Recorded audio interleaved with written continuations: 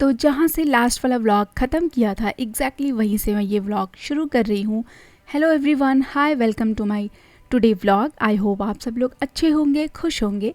और अभी मैं हूँ हैदराबाद में। सो डे 1 डे 2 का मैंने लास्ट वाले वीडियो में आपको शेयर कर दिया। ये डे 3 का है जहाँ पे कि हमने लास्ट वाला अपना जो होटल था उसको वेकेट करके उससे चेकआउट करके और इस होटल में हमने चेक इन किया है। तो करीबन लंच टाइम यहाँ पे हो गया आते आते। तो यहाँ पे सामान वगैरह रख के रूम को थोड़ा देख के मैं उसके बाद हम चले गए लंच के लिए। सो बीकानेर वाला तो आपको नाम पता ही होगा पहले से। तो हमने इसे लिया इसलिए क्योंकि ये हमारे एयरपोर्ट के पास था, तो कहीं भी घूम के आने में भी इजी रहेगा और हमारे एयरपोर्ट के पास रहेगा तो जाने वाले दिन हमारे लिए इजी होगा। इसलिए हमने यहाँ पे ये रूम लिया। जाते ही सबसे पहले वहाँ पे लंच किया और लंच के बाद फिर शाम को हमारा प्लान था कि हम जाएंगे अब चार मीनार। और हमारा प्लान ऐसे था कि चार मीनार हम इवनिंग टाइम में जाएंगे। जाने के बाद वहाँ पे इवनिंग और नाइट दोनों का नज़ारा देखेंगे, ऊपर भी जाएंगे। बट वहाँ जाते जाते हमें 6 हो गया, 6 बज गया या 5:30 कुछ हो गया। और वहाँ पे जो ऊपर जाने का टाइमिंग है वो शायद जस्ट 5 बजे तक ही है। हैदराबाद का ट्रैफिक बहुत बुरा है, मतलब थोड़ी दूर ही जाने के लिए बहुत टाइम लग जाता है। तो इस वजह से भी हम लेट हो गए। ऊपर से इतनी बारिश की वजह से वैसे भी चीज़ें एकदम स्लो मोड में हो जाती हैं। तो जैसे भी अब हमें घूमना ही था चार मीनार तो हम चले गए ऊपर। तो एंट्री बंद हो गई, जो लोग भी ऊपर ऑलरेडी थे उन लोग को नीचे लाया जा रहा था। तो हमने फिर वहाँ पे वेट किया। हम सोचे कि तब तक वहाँ पे जो भी स्ट्रीट शॉपिंग टाइप की चीज़ें होती है वहाँ पे काफ़ी फेमस है। तो मैं सोची वहाँ पे थोड़ी देर घूमूंगी, तब तक नाइट में जो यहाँ पे लाइटिंग होती है वो फिर से ऑन होगी तो एटलीस्ट वो नज़ारा देख करके हम वापस चले जाएंगे। बट इतनी बारिश हो रही थी कि बारिश की वजह से उन लोगों ने लाइट ऑन ही नहीं किया। But that was also okay. So it was the second time कि चार मीनार को हमने दोबारा से विदाउट लाइट ही देख के हम वापस आ गए। कोई नहीं, यहाँ से मैं कुछ चीज़ें खरीदी, वो मैं आपको लास्ट में दिखाऊंगी।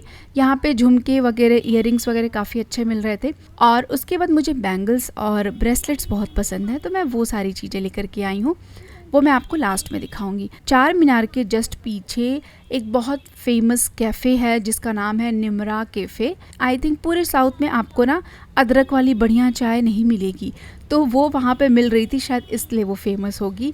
उसके साथ बन मक्खन, तो बन मक्खन मुझे उतना पसंद नहीं आया, जबकि मैंने बहुत सारे लोगों को कहते हुए सुना है कि वहाँ का बन मक्खन बहुत बेस्ट है। अभी तक तो मैं यहाँ का सबसे बेस्ट बन मक्खन जो खाई हूँ वो सुरुचि स्वीट्स करके एक शॉप है, उसके बहुत सारे ब्रांचेज भी हैं, ऑल ओवर साउथ में मिलेंगे। उनके बन मक्खन बहुत टेस्टी होते हैं, तो वो खा सकते हैं। सो आई बात अब डिनर की। तो यहाँ पे डिनर के लिए चार मीनार के पास ही बहुत फेमस प्लेस है शादाब बिरयानी करके। तो जिनको भी बिरयानी ही नहीं, और भी बहुत सारी चीज़ें हैं, ऑप्शन है अंदर, कुछ भी मंगा के खा सकते हैं। तो हम वहाँ पे ऑर्डर किए एक नॉन वेज बिरयानी और एक वेज बिरयानी। मुझे वेज बिरयानी भी बहुत पसंद आई। ये काफ़ी फेमस प्लेस है, तो वहाँ पे हम खाए। खाना खाने के बाद उसके बाद हम वापस अपने रूम के लिए निकल गए।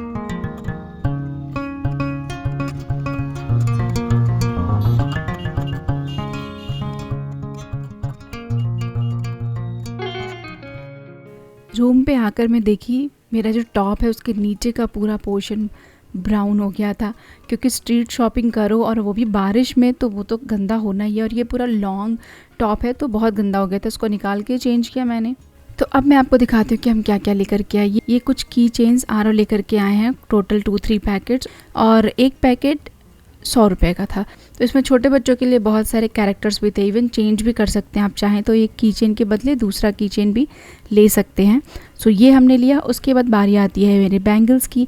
यहाँ पे स्टोन्स वाले बैंगल्स बहुत सुंदर मिल रहे थे और ये बहुत हल्के हल्के भी थे। पता नहीं इनकी क्वालिटी कैसी है, बट हाँ मैं कुछ अपने लिए, कुछ अपनी फैमिली वालों के लिए मैं लेकर के आई हूँ।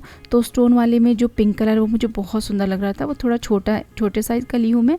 जो मल्टी कलर है वो मेरे साइज़ का ली हूँ मैं। और वहाँ पे वेलवेट की बैंगल्स बहुत फेमस है।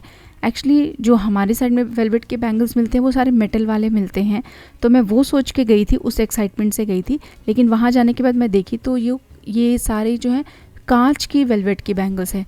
तो ऑब्वियसली मैं बहुत सारा तो नहीं लेके आ पाऊँगी, बट मैं अपने लिए नहीं, अपनी फैमिली मेम्बर्स के लिए मैं 3 अलग अलग मजेंटा और डार्क स्काई ब्लू टाइप का ये था, ताकि दोनों का कॉम्बिनेशन अच्छा लगेगा, और एक डार्क कलर और लेकर के मैं टोटल 3 वेलवेट के बैंगल्स लेकर के आई। और उसके अलावा सारे ये बैंगल्स बोलो या कंगन्स बोलो, जो भी हो, ये सारे मैं अलग अलग डिफरेंट साइजेस और डिफरेंट कलर्स के लेकर के आई।